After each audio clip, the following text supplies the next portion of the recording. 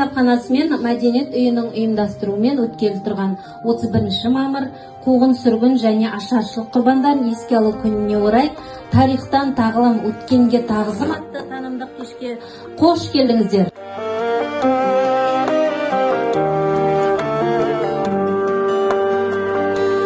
Жалау болып жалғанда бол жанымызға, осы күні жеткізген бағымызға.